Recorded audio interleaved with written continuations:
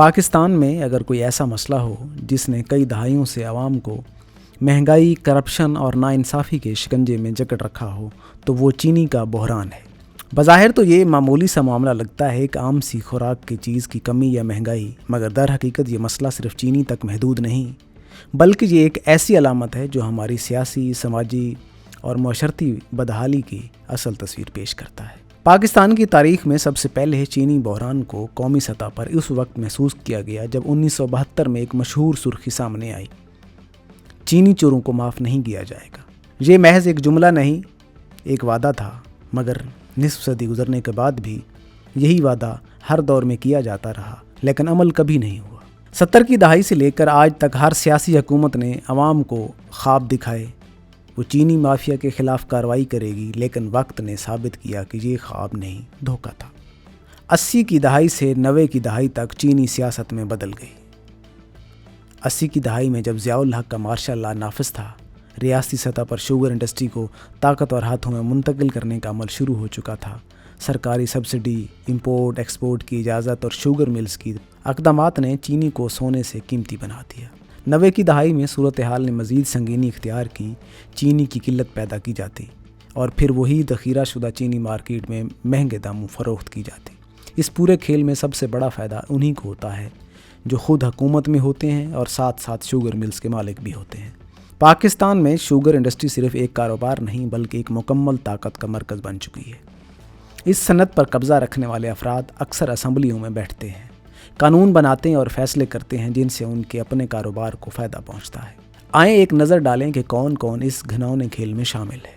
شریف خاندان، رمضان sugar mill, حمزہ sugar mill, اتفاق sugar mill, Chaudhry sugar mill, Kashmir sugar mill, یوسف sugar mills, یہ سب ان کے زیر اثر ہیں۔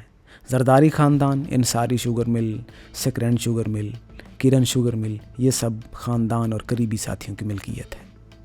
جہانگیر ترین کے W1 گلف اور دیگر ملز کے مالک ہیں۔ خسرو بختیار رحیم یار خان شوگر مل میں شریک ہیں۔ Fahmida Mirza sugar mills, Pangrio sugar mills, Chaudhry برادران، پنجاب شوگر ملز۔ اب سوچیں، جب قانون ساز ہی فائدہ اٹھانے والے ہوں تو وہ قانون عوام کے لیے بنائیں گے یا اپنے کاروبار کے تحفظ کے لیے؟ یہ معاملہ صرف شوگر مل تک محدود نہیں، اصل کھیل تو ایکسپورٹ اور امپورٹ کی اجازت میں چھپا ہوا ہے۔ ایک مخصوص وقت پر حکومت چینی ایکسپورٹ کرنے کی اجازت دیتی ہے، ظاہر ہے اس وقت ملک میں چینی کی کمی کا خطرہ نہیں ہوتا۔ پھر چند ماہ بعد میڈیا شور مچاتا ہے، چینی کی قلت ہو چکی ہے، عوام کو لائنوں میں لگایا جاتا ہے، قیمت بڑھا دی جاتی ہے، پھر حکومتیں کہتی ہیں ہم چینی امپورٹ کر رہے ہیں تاکہ بحران ختم ہو۔ سوال یہ ہے کہ پہلے چینی باہر کیوں بھیجی گئی، پھر وہی چینی دوبارہ کیوں منگوائی گئی؟ ایکسپورٹ اور امپورٹ کی اجازت کن لوگوں کو دی گئی؟ جواب ہمیشہ ایک ہی ہے، انہی لوگوں کو دی گئی جو چینی کے بڑے کھلاڑی ہیں اور اقتدار کے ایوانوں میں بھی بیٹھے ہیں۔ چینی مافیا کا طریقہ واردات، مارکیٹ میں قلت پیدا کرنا۔ پہلے جان بوجھ کر مارکیٹ سے چینی غائب کی جاتی ہے، پھر اسٹاک گوداموں میں رکھ لیے جاتے ہیں۔ میڈیا پر خبریں، سوشل میڈیا پر عوامی رد عمل، پھر پارلیمنٹ میں مصنوعی احتجاج۔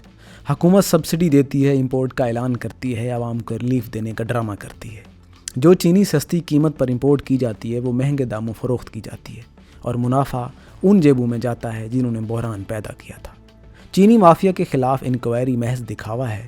ہر حکومت نے چینی بحران پر انکوائری بٹھائی، رپورٹس بنی، مگر ان کا انجام کیا ہوا؟ کوئی گرفتاری نہیں، کوئی مل ضبط نہیں ہوئی، نہ لائسنس معطل ہوا، نہ کوئی سیاستدان نااہل ہوا۔ وجہ ایک ہی ہے، طاقتور لوگ خود جج بھی ہیں اور وکیل بھی۔ چینی بحران کا اثر صرف قومی سطح پر نہیں بلکہ صوبائی سیاست میں بھی دیکھا جا سکتا ہے۔ پنجاب سب سے زیادہ شوگر ملز یہاں واقع ہیں اور سیاسی اثر و رسوخ کا مرکز بھی یہی علاقہ ہے۔ سندھ زرداری خاندان کا غلبہ یہاں نمایاں ہے، خاص طور پر اندرون سندھ۔ خیبر پختونخوا یہاں 8 بڑی شوگر ملز ہیں جن کے مالکان اسمبلی میں نشست رکھتے ہیں۔ بلوچستان کم شوگر ملز مگر سیاسی سودے بازی کا حصہ بنتی ہیں۔ یہاں سوال پیدا ہوتا ہے، اگر عوام سب جانتے ہیں تو پھر وہ بار بار انہی چہروں کو کیوں منتخب کرتے ہیں؟ کیا یہ مجبوری ہے یا لا علمی یا جذباتی وابستگی؟ حقیقت یہ ہے کہ پاکستان میں ووٹر تعلیم، شعور اور معلومات کی بنیاد پر ووٹ نہیں دیتا۔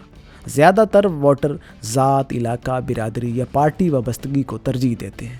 یہی وجہ ہے کہ بار بار چینی چور اقتدار میں آ جاتے ہیں اور عوام لائن میں لگے ہوئے ہوتے ہیں۔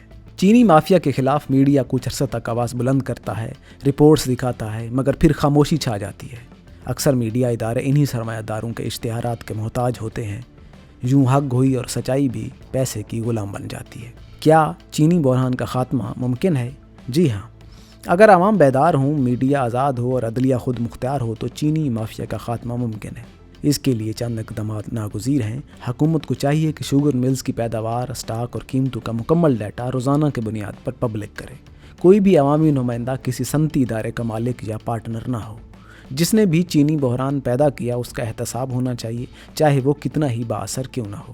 ووٹ کی طاقت کو سمجھنا ہوگا۔ اگر ووٹر بیدار ہو جائے تو چینی چور اقتدار میں نہیں آ سکتے۔ ملک میں چینی کی قلت کو روکنے کے لیے زرعی پالیسی بہتر بنانی ہوگی تاکہ گنے کی پیداوار میں استحکام ہو۔ یہ صرف چینی نہیں، ہمارا نظام بیمار ہے۔ چینی کا بحران ایک آئینہ ہے جس میں ہمارا پورا نظام، سیاست، معیشت اور سماج کا چہرہ صاف نظر آتا ہے۔ اگر ہم اس بحران سے سیکھنا چاہیں تو پورا نظام درست کیا جا سکتا ہے، لیکن اگر ہم خاموش تماشائی بنے رہے تو اگلی باری بھی چینی چوروں کو معافی ملے گی اور عوام کے ہاتھ میں صرف خالی تھیلیاں ہی ہوں گی۔